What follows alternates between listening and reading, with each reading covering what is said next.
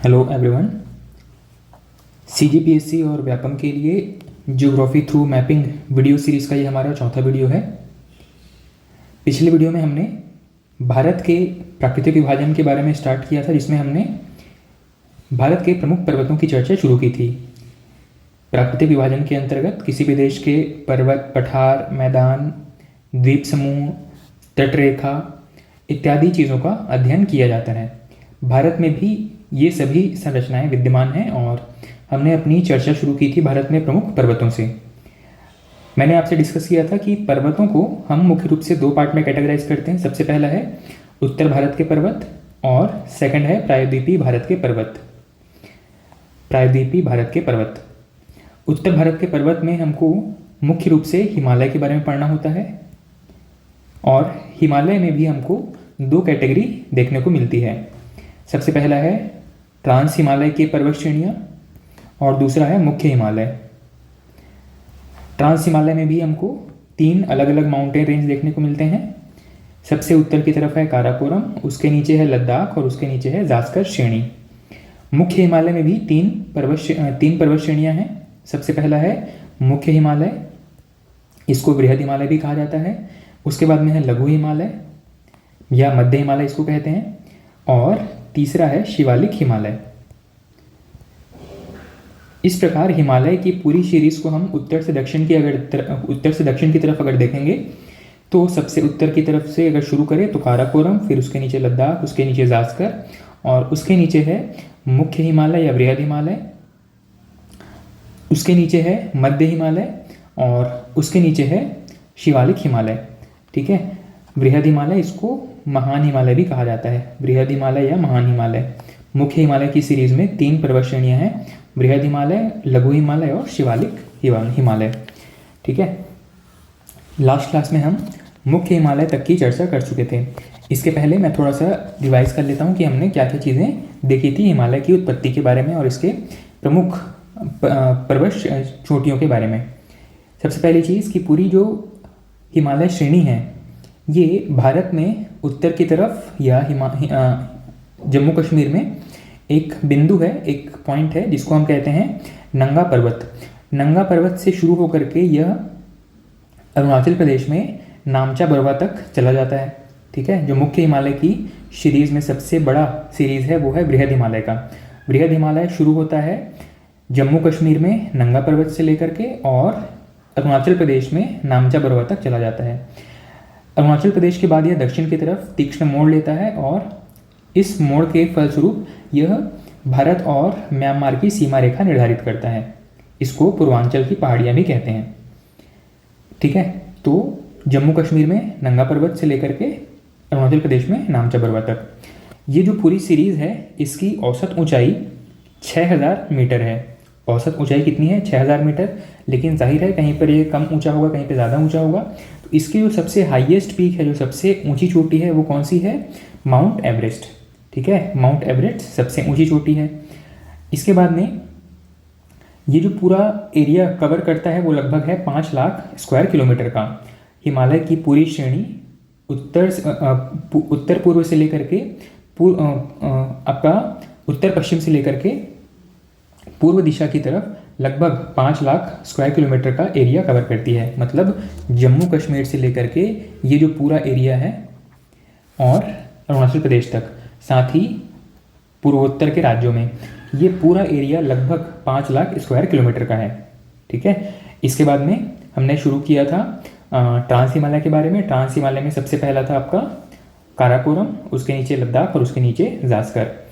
ये इन सभी को ट्रांस हिमालय या पार हिमालय क्यों कहा जाता है? क्योंकि यह मुख्य हिमालय की सीरीज के उस पार हैं। ठीक है, इसलिए इसको ट्रांस हिमालय या पार हिमालय कहा जाता है। अगला एक प्रश्न पूछा जाता है, backbone of high Asia, Asia की रीढ़ किसको कहा जाता है? आपका आंसर होगा काराकोरम श्रेणी को। ठीक है, उसके बाद में मैंने बताया था एक प्रश्न पूछा जाता है कि श्योक नदी किन दो पर्वत श्रेणियों के बीच बहती है, या एक प्रश्न पूछा जाता है कि सिंधु नदी किन दो पर्वत श्रेणियों के बीच बहती है। तो यहाँ पे आपको फिर से एक सीरीज याद रखना है। सीरीज कुछ इस प्रकार से है। सीरीज को आप देखिएगा, सबसे उत्तर की तरफ है काराकोरम, काराकोरम के नीचे है श्योक नदी, एक नदी बहती है, इसका नाम है श्योक नदी। इसके नीचे एक पर्वत श्रेणी है, इसका नाम है लद्दाख श्रेणी। इसके नीचे एक नदी निकलती है, इसका नाम है सिंधु नदी।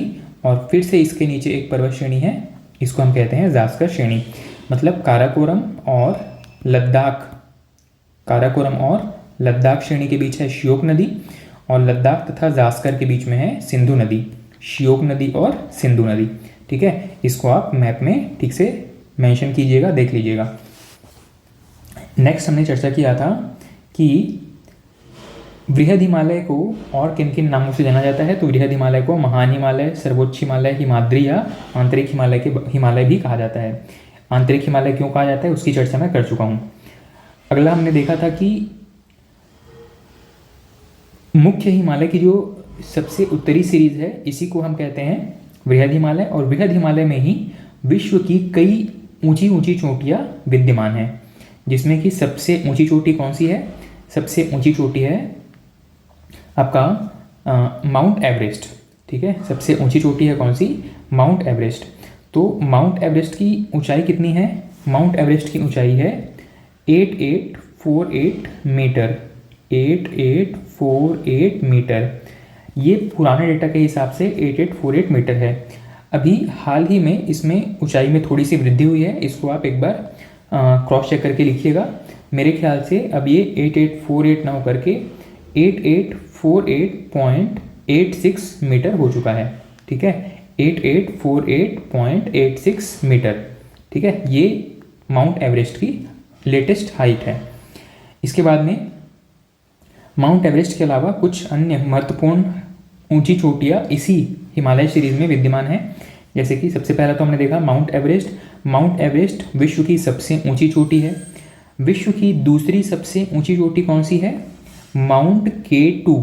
अब माउंट K2 कहाँ है इसको ध्यान दीजिएगा। माउंट K2 है यहाँ पे काराकोरम सीरीज में सबसे उत्तर की तरफ जो एक चोटी है इसको कहते हैं माउंट K2। ये है माउंट K2।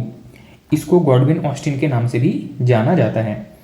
माउंट K2 या गॉडविन ऑस्टिन भारत की सबसे ऊंची चोटी है, लेकिन फिलहाल यह पाक ऑक्यूपाइड कश्मीर के अंतर्गत आती है, ठीक है। पाक ऑक्यूपाइड कश्मीर के अंतर्गत आती है। और इसकी हाइट कितनी है? इसकी हाइट है 8611 मीटर, ठीक है। माउंट K2 की ऊंचाई है 8611 मीटर, जबकि माउंट एवरेस्ट की ऊंचाई कितनी है? 8848.86 मीटर।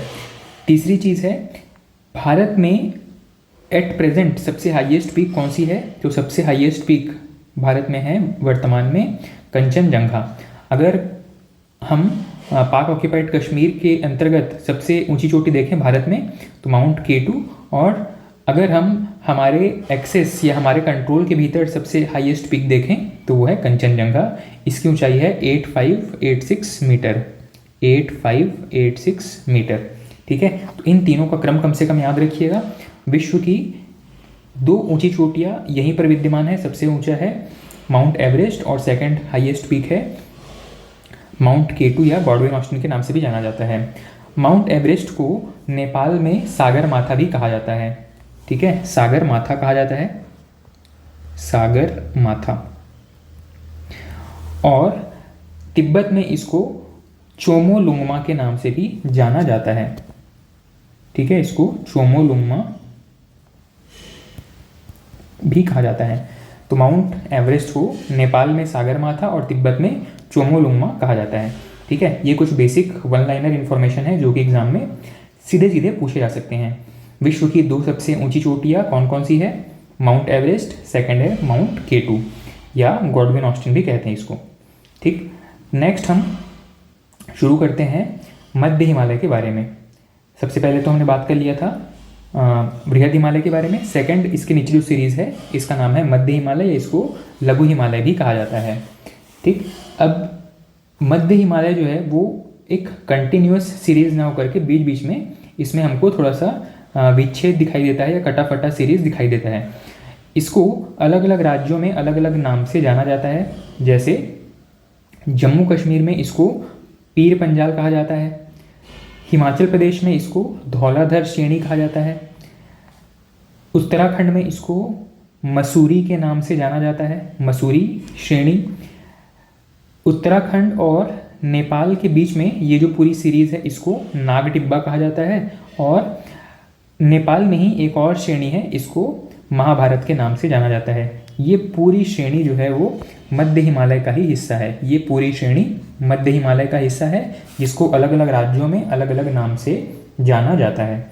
इसका विस्तार कहाँ से कहाँ तक है? इसका विस्तार आप देखेंगे तो जम्मू कश्मीर से लेकर के सिक्किम तक है। हालांकि मैंने इस मैप में इसको थोड़ा सा एक्सटेंड किया हुआ है, लेकिन ध्यान रखिएगा एक्चुअली में ये जो पूरी सीरीज़ है, फर्स्ट, सेकंड और ये थर्ड, ये जो पूरी तीन पर्वत श्रृंखलाओं की जो पूरी सीरीज़ है, ये पश्चिमोत्तर भारत में नॉर्थ ईस्ट इंडिया में आते आते एक साथ जुड़ने लगती हैं। ठीक है, इसके पीछे क्या रीज़न है? इसके पीछे जो रीज़न है वो आपके भूगर्भिक संरचनाओं से संबंधित है। ठीक है, इसके रीजंस पर मैं यहाँ चर्चा नहीं कर रहा हूँ, पर ये मान के चलिए कि पृथ्वी के भीतर दबाव कुछ इस तरीके से पड़ा है कि ये पश्चिम की तरफ इसकी चौड़ाई बहुत ज़्यादा है, जबकि पूर्व की तरफ आते आते इनकी चौड़ाई बहुत कम होने लगती है और एक समय के बाद में ये तीनों श्रृंखलाएं एक साथ मिल जाती है, मर्ज हो जाती हैं। ठीक है, तो जो मुख्य मध्य हिमालय है उसका विस्तार लगभग सिक्किम तक आते आते समाप्त हो जाता है। इसका विस्तार कहाँ से कहाँ तक बताएंगे? जम्मू कश्मीर से लेकर के सिक्किम तक। ठीक है, और इसको अलग अलग राज्यों में अलग अलग नामों से जाना जाता है। जम्मू कश्मीर में इसको पीर पंजाल कहते हैं, हिमाचल प्रदेश में धौलाधर, उत्तराखंड में मसूरी, उत्तराखंड और नेपाल के बॉर्डर के बीच में इसको नागटिब्बा कहा जाता है, और नेपाल में इसको महाभारत के नाम से जाना जाता है। इतनी चीज़ें ध्यान रखेंगे। ये सभी श्रृंखलाएं किसका हिस्सा है? मध्य हिमालय का हिस्सा है। कौन कौन सा? पीर पंजाल, धौलाधर, मसूरी, नागटिब्बा, महाभारत, ये सभी किसके हिस्से हैं? मध्य हिमालय के हिस्से हैं। इसी मध्य हिमालय में बहुत सारे पर्यटन क्षेत्र भी हैं, जैसे कि मसूरी है, दार्जिलिंग है, रानीखेत, शिमला, ये सभी इसी मध्य हिमालय के आसपास फैले हुए हैं। ठीक है, यहाँ पे मौसम बहुत सुहाना होता है, मतलब यहाँ पर हमेशा बहुत कम गर्मी के समय में बहुत कम गर्मी पड़ती है, जबकि ठंडी के समय में इतनी पर्याप्त ठंडी पड़ती है कि यहाँ बर्फबारी हो सके और बहुत सारे सैलानी या पर्यटक इस क्षेत्र में घूमने के लिए जाते हैं। ठीक है, तो इस क्षेत्र में हमेशा जो है वो हरी भरी घास बनी रहती है।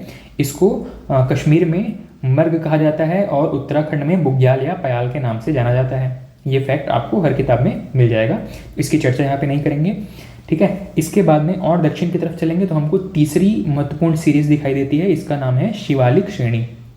शिवालिक श्रेणी, इसका विस्तार भी जम्मू कश्मीर या कह सकते हैं कि पंजाब वाले क्षेत्र से लेकर के और सिक्किम तक है। ठीक है, सिक्किम और इसके थोड़ा सा आगे भूटान तक कह सकते हैं। इसके बाद में ये तीनों श्रृंखलाएं एक में मर्ज हो जाती हैं और इस पूरी श्रेणी को हम पूर्वोत्तर हिमालय भी कह लेते हैं। ठीक है, नॉर्थ ईस्टर्न हिमालयाज भी कहा जाता है इसको, क्योंकि ये तीनों श्रेणी लगभग एक में ही समाहित हो जाती हैं। इस पूरी श्रृंखला में इस प्रकार से दबाव पड़ा है, भूगर्भिक दबाव इस तरीके से है कि पश्चिम की तरफ चौड़ाई ज़्यादा है, पूर्व की तरफ चौड़ाई कम होती जाती है और एक समय के बाद या नेपाल भूटान के बाद में यह तीनों श्रेणी एक में ही विलीन हो जाती है। ठीक है, तो शिवालिक हिमालय के बारे में याद रखिएगा कि इसको आप कह सकते हैं कि लगभग जम्मू कश्मीर या जम्मू कश्मीर का बिल्कुल दक्षिणी क्षेत्र और पंजाब के उत्तरी क्षेत्र से शुरू होकर के कहाँ तक फैली हुई है? ये सिक्किम के आसपास तक फैली हुई है। ठीक है, सिक्किम तक लगभग इसका विस्तार देखने को मिलता है।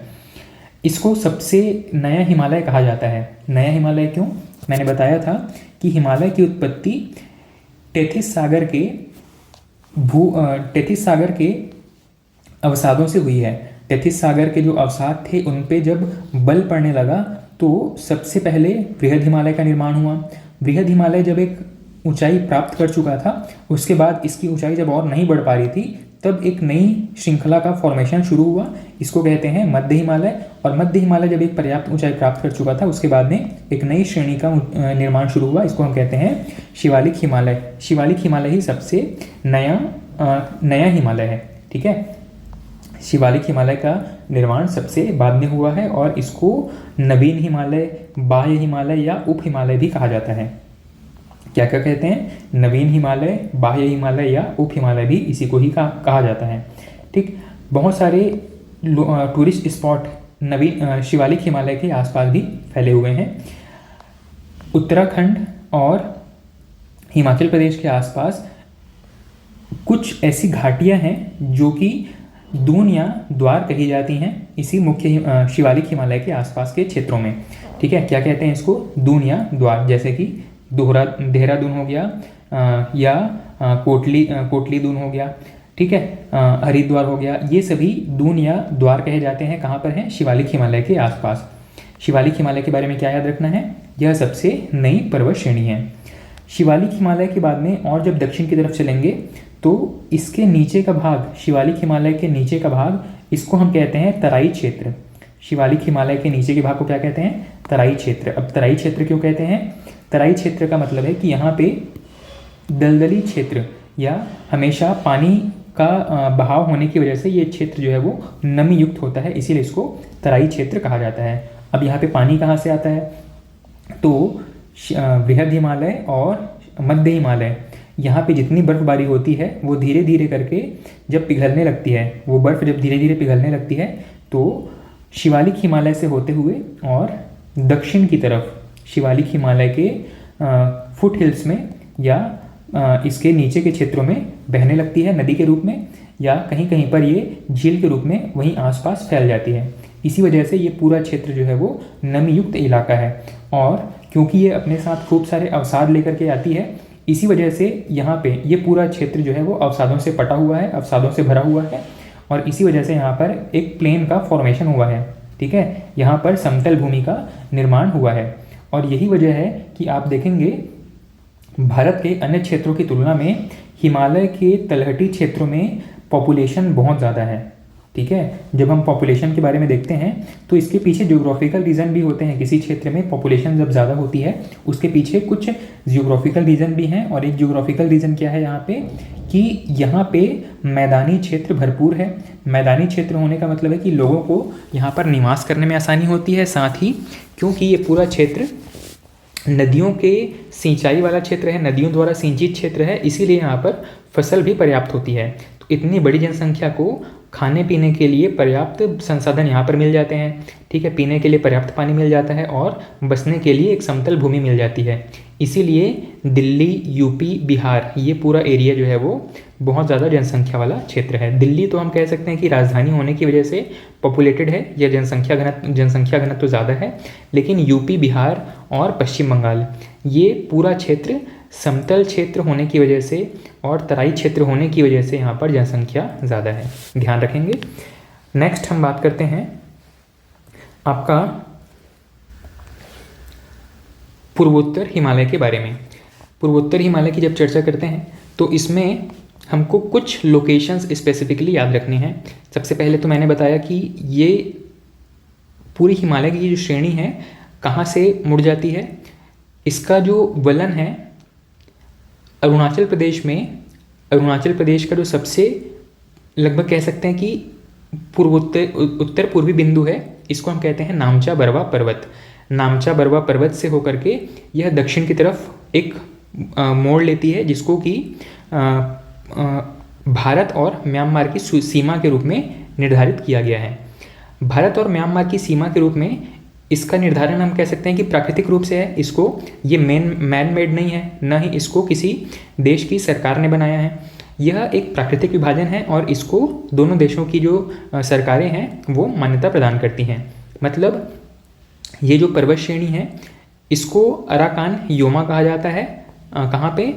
अराकान योमा के नाम से जाना जाता है म्यांमार में, और भारत में इसको अलग अलग राज्यों में अलग अलग नामों से जाना जाता है। ठीक है, तो दो चीज़ें याद रखिएगा। पूर्वोत्तर भारत में नामचा बरवा पर्वत से होकर के हिमालय की श्रेणी दक्षिणवर्ती मोड़ लेती है, जो कि म्यांमार में अराकान योमा के नाम से जानी जाती है, तथा भारत के पूर्वोत्तर राज्यों में अलग अलग नामों से विख्यात है। जैसे कि अरुणाचल प्रदेश में इसको पटकोई बूम कहा जाता है। अरुणाचल प्रदेश के नीचे आ जाएगा नागालैंड। नागालैंड में इसको नागा पहाड़ी के नाम से जाना जाता है। नागालैंड के बाद में मणिपुर आएगा। मणिपुर में इसको मणिपुर हिल्स या मणिपुर पहाड़ी कहा जाता है। और मणिपुर के नीचे आएगा मिज़ोरम। मिज़ोरम में इसको मिज़ो हिल्स या मिज़ो की पहाड़ियाँ भी कहा जाता है। ठीक है, तो इतनी चीज़ें ध्यान रखेंगे। हिमालय का पूरा विस्तार अगर अब हम यहाँ से देखेंगे तो जम्मू कश्मीर में नंगा पर्वत से लेकर के और पूर्वोत्तर राज्यों में मिज़ोरम में मिज़ो हिल्स तक फैला हुआ है। ठीक है, एक्चुअल में जो मुख्य हिमालय है वो नंगा पर्वत से लेकर के मिज़ो हिल्स तक फैला हुआ है, लेकिन जो मध्य हिमालय और शिवालिक हिमालय है वो केवल सिक्किम या भूटान तक ही फैला हुआ है। ठीक है, साथ ही इसी सीरीज़ में अरुणाचल प्रदेश में कुछ प्रमुख पर्वत चोटियाँ हैं। ठीक है, 4 नाम हैं यहाँ पे, इसको याद रखिएगा, एक सीक्वेंस में याद रखिएगा। सबसे पहले है डफला। ये कुछ प्रमुख पर्वत चोटियाँ हैं जो कि वहाँ की लोकल जनजातियों के नाम पर इनका नामकरण किया गया है। सबसे पहले है डफला, सेकंड है मिरी, तीसरा है अबोर, चौथा है मिश्मी। हिमालय पर्वत पर अरुणाचल प्रदेश में 4 जनजातियाँ निवास करती हैं और उन्हीं के निवास के आधार पर कुछ पर्वत चोटियों को नाम दिया गया है। कौन कौन सा नाम दिया गया है? डफला, मिरी, अबोर और मिश्मी। कौन कौन सा है? डफला, मिरी, अबोर और मिश्मी। ठीक है, तो अब मुझे लगता है कि ये पूरा का पूरा जो स्ट्रक्चर है, जो भी इसमें नाम दिए गए हैं वो आपको क्लियर होंगे। ठीक है, हिमालय पर्वत की 3 प्रमुख श्रेणियाँ, बृहद हिमालय, मध्य हिमालय, शिवालिक श्रेणी।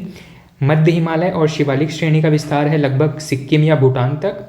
बृहद हिमालय अरुणाचल प्रदेश के बाद में दक्षिणवर्ती मोड़ लेता है और म्यांमार तथा भारत की सीमा रेखा बनाता है। इसी क्षेत्र में अरुणाचल प्रदेश में 4 प्रमुख पर्वत चोटियाँ हैं। इनका नाम क्या क्या है? डफला, मिरी, अबोर और मिश्मी। ठीक, इसके अलावा अब हम जम्मू कश्मीर से थोड़ा सा पश्चिम की तरफ अगर चलें तो ये जो पूरी पर्वत श्रेणी है वो 2 भागों में बढ़ जाती है। एक पर्वत श्रेणी को कहते हैं हिंदू कुश पर्वत, ठीक है, जो कि भारत से पाकिस्तान होते हुए अफगानिस्तान की तरफ सीमा बनाती है। दूसरा है सुलेमान पर्वत श्रेणी। सुलेमान पर्वत श्रेणी का विस्तार कहाँ है? भारत में इसी नंगा पर्वत से दक्षिणवर्ती मोड़ लेकर के पाकिस्तान में इसका विस्तार है। ठीक है, अब ये विदेशों की पर्वत श्रृंखलाएं हैं तो हमारे लिए छत्तीसगढ़ पीएससी या व्यापम के लिए उतनी महत्वपूर्ण नहीं है। यूपीएससी या अदर एसएससी वगैरह के एग्जाम में इसके बारे में पूछा जा सकता है, पर पीएससी या व्यापम में केवल इंडियन ज्योग्राफी लिखा हुआ है, तो इसके बारे में पढ़ना बहुत मैंडेटरी या ज़रूरी नहीं है। ठीक है, इतनी चीज़ें ध्यान रखिएगा। और मुझे लगता है कि इस मैप में संबंधित जो भी महत्वपूर्ण बातें लिखी हुई हैं वो सब लगभग हम कवर कर चुके हैं। ठीक है, तो हमने अपना डिस्कशन स्टार्ट किया था हिमालय पर्वत के विभाजन के बारे में। हिमालय पर्वत की पूरी श्रृंखलाओं के नाम अगर आपको अब पूछा जाए तो याद रखिएगा, सबसे उत्तर की तरफ से अगर शुरू करें तो सबसे उत्तर में है काराकोरम, उसके नीचे है लद्दाख श्रेणी, इनके बीच एक नदी बहती है, इसका नाम है श्योक नदी। काराकोरम, लद्दाख, लद्दाख के नीचे एक नदी बहती है, इसका नाम है सिंधु नदी। सिंधु नदी, सिंधु नदी के नीचे है जास्कर श्रेणी। अब इसका सीक्वेंस क्या हो गया? काराकोरम, श्योक नदी, लद्दाख श्रेणी, सिंधु नदी, फिर जास्कर श्रेणी। जास्कर श्रेणी के बाद में 3 पर्वत श्रेणियां हैं। कौन कौन सी? बृहद हिमालय या ग्रेटर हिमालयस इसको कहा जाता है। दूसरा है मध्य हिमालय या लघु हिमालय, इसको लेसर हिमालयस भी कहा जाता है। और तीसरा है शिवालिक। ठीक है, तो बृहद, लघु और शिवालिक श्रेणी, ये पूरी की पूरी 6 माउंटेन रेंजेस की सीरीज़ है। ठीक, इसके बारे में हम बहुत लंबी चर्चा कर चुके हैं। अब ये तो क्लासिफिकेशन था पैरेलल रेंजेस के बेस पर। ठीक है, पैरेलल रेंजेस के बेस पर मतलब एक दूसरे के समानांतर जो पर्वत श्रेणियां हैं इसके आधार पर इसको हमने डिवाइड किया था। इसके डिवीजन का एक और आधार है जो कि पीएससी के एग्जाम में पूछा हुआ है। ठीक है, इन पर्वत श्रेणियों के विभाजन का एक और आधार है, अध्ययन का एक और आधार है, और वो आधार है नदियों द्वारा किए गए विभाजन के आधार पर। ठीक है, नदियों द्वारा इन पर्वत श्रेणियों को अलग अलग पार्ट में, अलग अलग सेक्शंस के रूप में विभाजित कर दिया जाता है और इसके आधार पर इनका नाम अलग अलग है। नदियों के नाम पर, ये नदियों के नाम से संबंधित इनका नामकरण किया गया है। ठीक है, उस विभाजन के बारे में हम देख लेते हैं थोड़ा सा।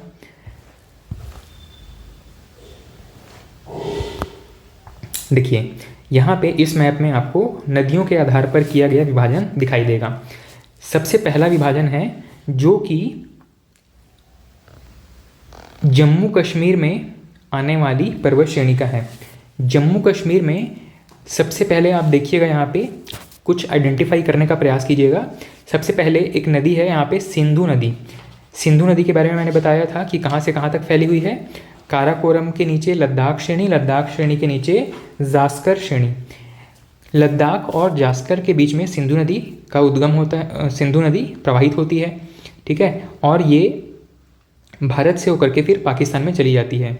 दूसरी एक और नदी है, इसका नाम है सतलुज नदी। सतलुज नदी का उद्गम तिब्बत वाले क्षेत्र में होता है और यह हिमाचल प्रदेश से होते हुए फिर पंजाब होकर के पाकिस्तान में चली जाती है। इस सिंधु और सतलुज के बीच में हिमालय पर्वत की जो भी पर्वत श्रेणियाँ विद्यमान हैं, जो भी पर्वत श्रेणी इन दोनों नदियों के बीच में समाहित है, उनको कहा जाता है कश्मीर हिमालय या पंजाब हिमालय। इसको क्या कहा जाता है? इसको कहते हैं कश्मीर हिमालय या पंजाब हिमालय, ठीक है। चाहे वो बृहद हिमालय हो, मध्य हिमालय हो या लघु हिमालय हो, तीनों ही श्रेणियों को कंबाइन तौर पे हम क्या कहते हैं? कश्मीर हिमालय या पंजाब हिमालय।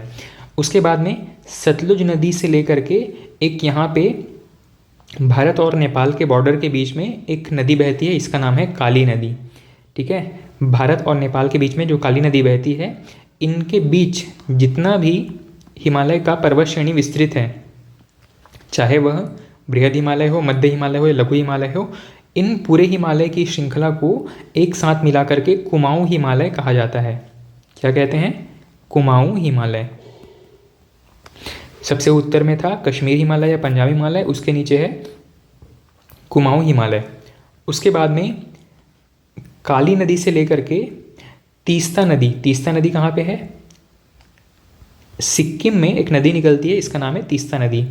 तो इन दोनों नदियों के बीच में हिमालय का जो भी विस्तार है, चाहे वह बृहद हिमालय का हो, मध्य हिमालय का हो या लघु हिमालय का हो, इन नदियों के बीच में, काली और तीस्ता नदी के बीच में जो भी हिमालय विस्तृत है, इनको कंबाइंड तौर पे क्या कहते हैं? इनको कहा जाता है नेपाल हिमालय, ठीक है। इनको कंबाइंड तौर पे कहते हैं नेपाल हिमालय।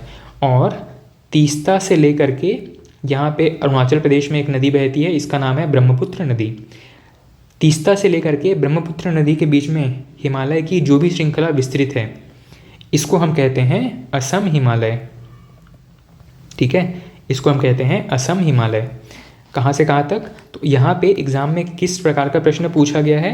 प्रश्न पूछा गया है कि इनमें से किन नदियों के बीच के क्षेत्र को कुमाऊं हिमालय कहा जाता है, या इनमें से कुमाऊं हिमालय कौन से नदियों के बीच विस्तृत है। इस प्रकार के प्रश्न पूछे गए हैं। तो बिल्कुल तेज़ी से मैं इसको समराइज़ कर देता हूँ। सिंधु नदी और सतलज नदी के बीच का पूरा हिमालय क्षेत्र कहा जाता है कश्मीर हिमालय या पंजाब हिमालय। सतलज से लेकर के काली नदी के बीच का पूरा हिमालय क्षेत्र कहा जाता है कुमाऊं हिमालय। काली नदी से लेकर के तीस्ता नदी के बीच का पूरा हिमालयी क्षेत्र कहा जाता है नेपाल हिमालय। और तीस्ता से लेकर के ब्रह्मपुत्र के बीच में जो भी हिमालय श्रृंखला विस्तृत है, इसको हम कहते हैं असम हिमालय, ठीक। अब इतनी चीज़ें बस यहाँ पे ध्यान रखिएगा। हिमालय का वर्गीकरण 2 आधारों पे हमने देख लिया।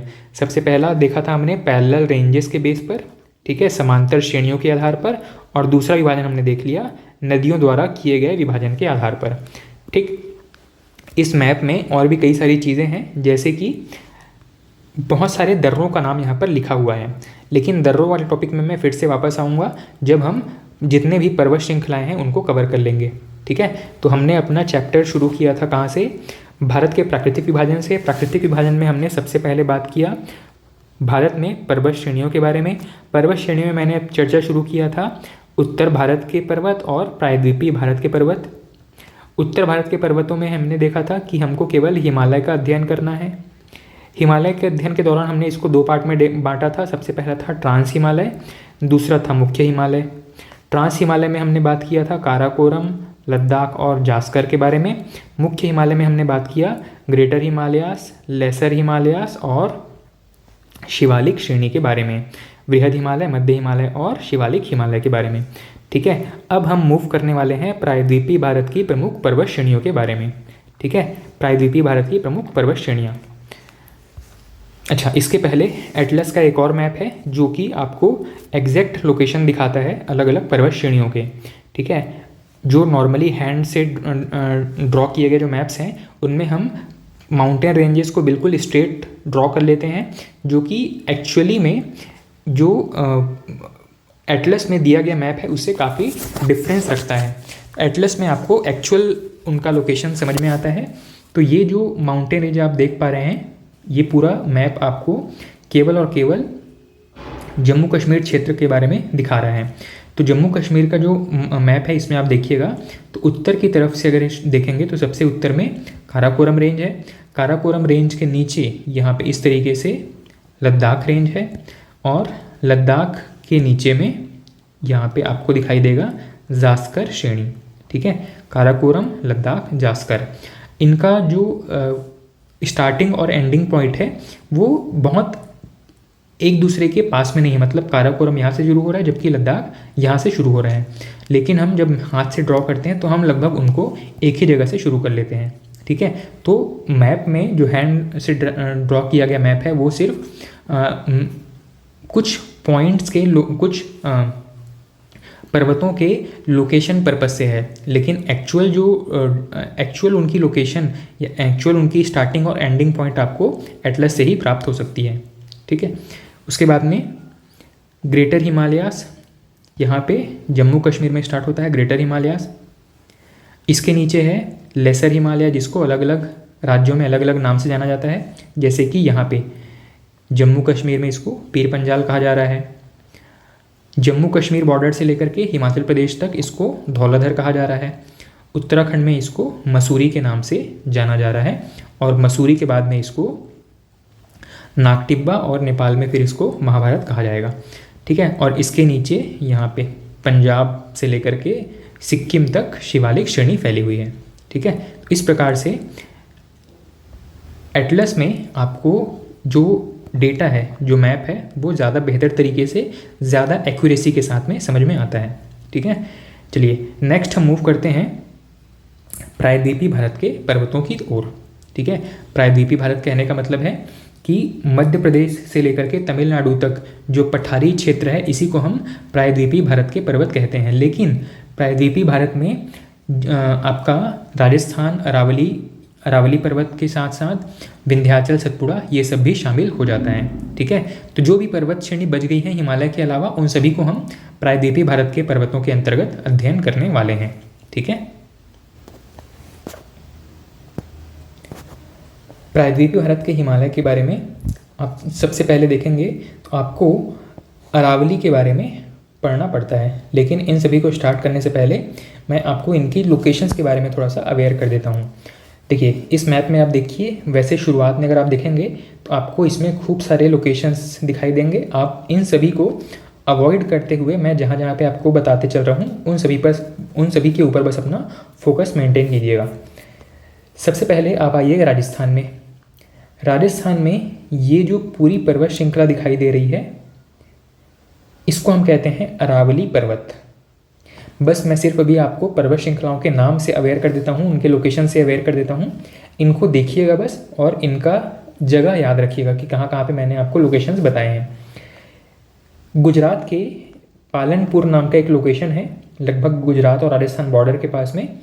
इस पालनपुर से होकर के दिल्ली तक ये जो पूरी पर्वत श्रृंखला विस्तृत है इसको हम कहते हैं अरावली पर्वत श्रेणी। ठीक है, कौन सी पर्वत है? अरावली पर्वत श्रेणी। राजस्थान से नीचे आएंगे मध्य प्रदेश में। मध्य प्रदेश में सबसे पहला सबसे महत्वपूर्ण पर्वत श्रेणी है, इसका नाम है विंध्याचल पर्वत श्रेणी। ठीक है, इसका नाम है विंध्याचल पर्वत श्रेणी। जहाँ जहाँ पे मैं ड्रॉ कर रहा हूँ इसको ध्यान से देखते चलिएगा। इसको कहते हैं विंध्याचल पर्वत श्रेणी। विंध्याचल पर्वत श्रेणी के जस्ट नीचे एक नदी है, इस नदी का नाम है नर्मदा नदी। नर्मदा नदी के नीचे आप आएंगे तो आपको टुकड़ों टुकड़ों में एक और पर्वत श्रेणी दिखाई देगी। मैं यहाँ पे हाईलाइट कर दे रहा हूँ इसको। टुकड़ों में यह एक और पर्वत श्रेणी दिखाई देती है, इसको हम कहते हैं सतपुड़ा पर्वत श्रेणी।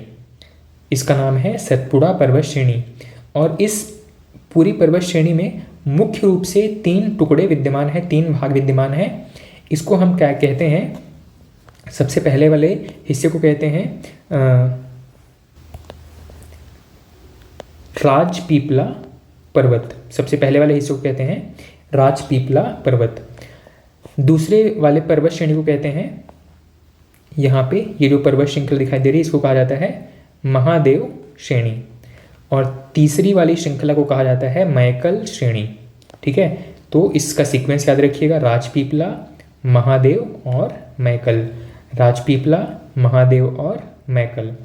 ठीक है, इसके और नीचे आएंगे तो भारत का जो पश्चिमी क्षेत्र है, पश्चिमी तटीय क्षेत्र है, यहाँ पे आपको इस तरीके का पर्वत श्रेणी दिखाई दे रहा होगा। ठीक है, ये पर्वत श्रेणी मैं ड्रॉ करते चल रहा हूँ। इस पर्वत श्रेणी को कहा जाता है पश्चिमी घाट। ये बिल्कुल कंटिन्यूअस रेंज है, मतलब एक लगातार बिना कटे फटे एक क्षेत्र वाली पर्वत श्रृंखला है। इसको हम कहते हैं पश्चिमी घाट। पश्चिमी घाट से पूर्व की तरफ जब आप देखेंगे तो बहुत सारे छोटे छोटे पर्वतों की एक श्रृंखला टुकड़ों टुकड़ों में दिखाई दे रही है। इस पूरी श्रृंखला को एक साथ अगर हम कंबाइन करेंगे तो इस पूरी पर्वत श्रृंखला को कहा जाता है पूर्वी घाट। इस पूरी श्रृंखला को कहा जाता है पूर्वी घाट। लेकिन क्योंकि इसमें कई सारे टुकड़े विद्यमान हैं तो इन सभी को अलग अलग राज्यों में अलग अलग नामों से जाना जाता है। ठीक है, ये जो पूर्वी घाट के पर्वत हैं और पश्चिमी घाट का पर्वत है, यह दक्षिण की तरफ आकर के एक साथ मिल जाते हैं। ठीक है, इस समाहित होने वाले स्थान को, इनके आपस में एक साथ जुड़ने वाले स्थान को, जो कि कर्नाटक और तमिलनाडु तथा केरल के बीच फैला हुआ है, इस पूरे क्षेत्र को कहा जाता है नीलगिरी पर्वत। ठीक है, इस पूरे क्षेत्र को कहा जाता है नीलगिरी पर्वत। अब इस नीलगिरी पर्वत के बाद में आप और दक्षिण की तरफ आएंगे तो यहाँ पे आपको वाई शेप में एक और पर्वत श्रृंखलाओं का एक सीक्वेंस दिखाई देता है। ठीक है, इसमें से अगर आप इसको ध्यान देंगे तो ये जो केरल की तरफ फैली हुई श्रृंखला है इसको कहा जाता है अन्नामलाई पर्वत। ठीक है, इस पर्वत को कहा जाता है अन्नामलाई पर्वत। तमिलनाडु की तरफ जो ब्रांच निकली हुई है इसको कहा जाता है पालनी पर्वत। और दक्षिण की तरफ या दक्षिण तमिलनाडु की तरफ जो पर्वत श्रृंखला फैली हुई है इसको कहा जाता है कार्डमम या इलायची हिल्स, कार्डमम पहाड़ी या इलायची पहाड़ी। ठीक है, तो इन तीनों पर्वत श्रृंखलाओं के बीच जो सबसे ऊंची चोटी है इसको नाम दिया गया है अनाईमुडी चोटी या अनाईमुदी चोटी। ठीक है, अब इस श्रृंखला को एक बार फिर से समझने का प्रयास कीजिएगा। सबसे पहले मैंने बताया प्रायद्वीपीय भारत में मुख्य रूप से हमको क्या क्या पढ़ना है। तो सबसे पहले गुजरात के पालनपुर से होकर के दिल्ली तक एक पर्वत श्रृंखला फैली हुई है। मुख्य रूप में इसका विस्तार राजस्थान में है। इसका नाम है अरावली पर्वत। अरावली पर्वत के नीचे दक्षिण की तरफ आप आएंगे तो मध्य प्रदेश में एक पर्वत श्रृंखला है। इसमें सबसे उत्तर की तरफ जो पर्वत है इसका नाम है विंध्याचल पर्वत श्रेणी। विंध्याचल पर्वत के नीचे एक और पर्वत श्रेणी है, इसका नाम है सतपुड़ा पर्वत श्रेणी। सतपुड़ा पर्वत अपने आप में 3 छोटे छोटे पहाड़ों के 3 छोटी छोटी श्रेणियों से बनी हुई है।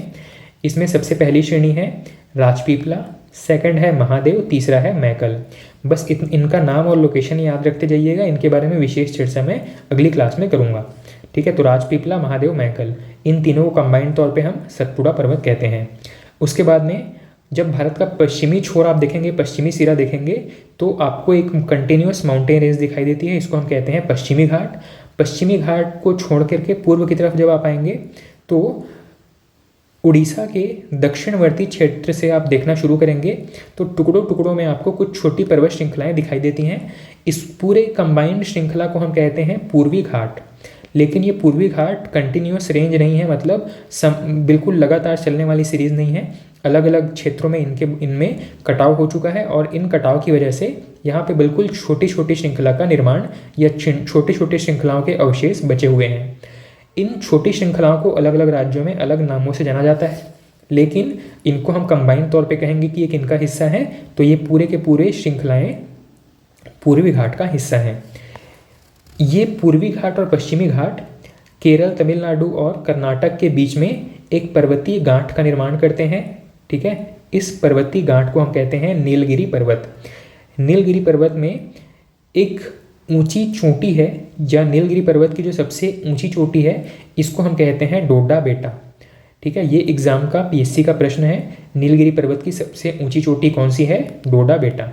ठीक, उसके बाद में इस पर्वतीय गांठ से और जब दक्षिण की तरफ हम चलते चले जाएंगे तो हमको यहाँ पे एक वाई शेप का स्ट्रक्चर दिखाई देता है, पर्वतों से बना हुआ वाई शेप का एक स्ट्रक्चर दिखाई देता है, जो कि आपके 2 राज्यों में फैला हुआ है। 2 राज्य कौन कौन से? एक ब्रांच जो कि पूरी तरीके से केरल में फैली हुई है, इसको हम कहते हैं अन्नामलाई पर्वत। तमिलनाडु में उत्तर पूर्व की तरफ जाने वाली एक पर्वत श्रृंखला है, इसको हम कहते हैं पालनी पहाड़ी। और दक्षिण पूर्व की तरफ फैली हुई एक चोटी है, इसको हम कहते हैं कार्डमम या इलायची हिल्स। ठीक है, इसके अलावा प्रायद्वीपीय भारत में कुछ और अन्य पर्वत श्रेणियों के बारे में पढ़ना है, जो कि आपके झारखंड, बिहार और पश्चिम बंगाल के बीच में फैला हुआ है। इस पहाड़ का नाम है राजमहल पर्वत या राजमहल की पहाड़ी। साथ ही मेघालय में एक पर्वत श्रृंखला है जिसकी छोटी छोटी श्रृंखलाएं ही या छोटे छोटे अवशेष ही आज के समय में दिखाई देते हैं। इनको यहाँ की जनजातियों के नाम पर अलग अलग नाम दिया गया है। ठीक है, ये पूरी पर्वत चोटियाँ या पर्वत श्रृंखलाएं शिलांग के पठार के ऊपर विद्यमान हैं। पठार के बारे में हम अगली क्लास में चर्चा करेंगे, बस यहाँ पर नाम याद रखिएगा। इस जगह पर निवास करने वाली प्रमुख जनजातियों के नाम पर इन पर्वत श्रृंखलाओं का, इन पर्वत चोटियों का नाम रखा गया है। कौन कौन सा नाम है? गारो, खासी और जयंतिया। क्या क्या नाम है याद रखिएगा? गारो, खासी और जयंतिया। इसका स्ट्रक्चर मैंने हालांकि इसको सिर्फ पॉइंट्स के फॉर्म में या बिल्कुल छोटे छोटे स्ट्रक्चर के फॉर्म में दिखाया है, लेकिन एक्चुअल में इनका जो स्ट्रक्चर है वो कुछ इस तरीके का है। फनल नुमा आकृति या सी टाइप का एक आकृति का निर्माण करते हैं, जिसमें कि सबसे पहला है गारो, फिर है खासी और फिर है जयंतिया। ठीक है, गारो, खासी, जयंतिया, इस टाइप का एक फनल नुमा आकृति है गारो, खासी, जयंतिया हिल्स का, जो कि शिलांग के पठार में या मेघालय राज्य में विस्तृत हैं। ठीक है, तो मुख्य रूप से जो भी पर्वत श्रृंखलाएं थी इनके बारे में हम चर्चा कर चुके हैं। इनके बारे में डिटेल डिस्कशन हम अपनी अगली क्लास से शुरू करने वाले हैं। ठीक है, तो आज की क्लास में इतना ही। Thank you.